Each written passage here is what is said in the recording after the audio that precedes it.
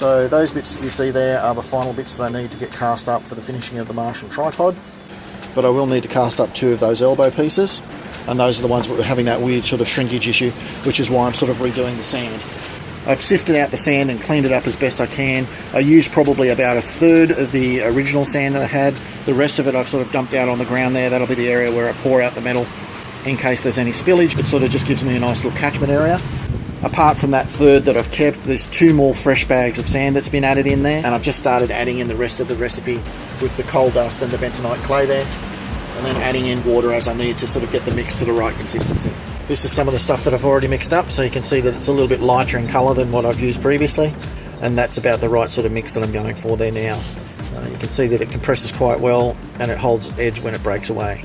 So that's about 3 scoops full, and I've got to go through that tub full to get it all back to the right sort of mix.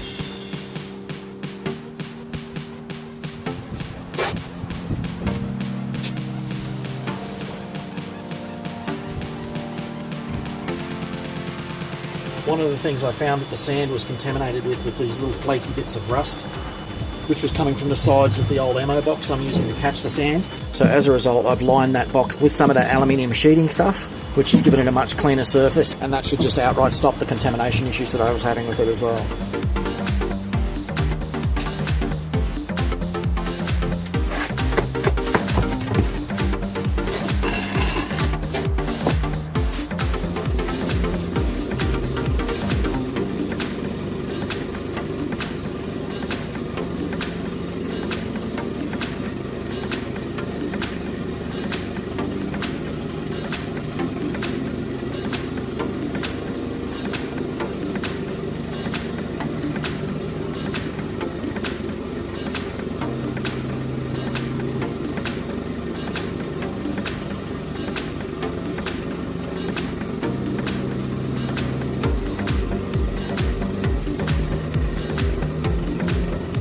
It's been worth taking time to get the sand made up and revitalised. This one is one of the ones that's been taken out of the old sand, and this is the one that's been taken out of the revitalised stuff. You can see the difference in colour. That's partially because of the carbon content that's been left behind in the old sand as opposed to the new. Makes no particular difference when it comes to clean up, but I'm not sure whether you can see the surface areas there. Corners are much crisper and the overall surface is a lot smoother. And given that that's straight out of the sand without any sort of clean up, I'm pretty happy with the results given the amount of effort that it took to get that sand revitalised. But more importantly even than that, it seems to have eliminated the shrinkage issues that I was having. There's no more shrinkage in the metal.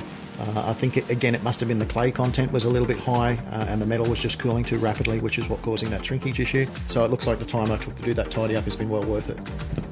So now there's just a clean up of those small component pieces to get this project finished. And for anybody that's been wondering, no, I haven't given up on the Aliens Pulse Rifle project. You can see it there in the background. I had just quite literally got to the point where I needed a bit of a win. I needed to feel like I could actually get something finished rather than having too many things on the boil. And that means getting this one finished and cleared out of my mind so that I can concentrate fully on getting the Pulse Rifle finished. So the next video in this build series will be the final reveal for the Martian fighting machine project. So keep an eye out for that one. But that'll be the update for this time, guys. Thanks for watching. Talk to you next time.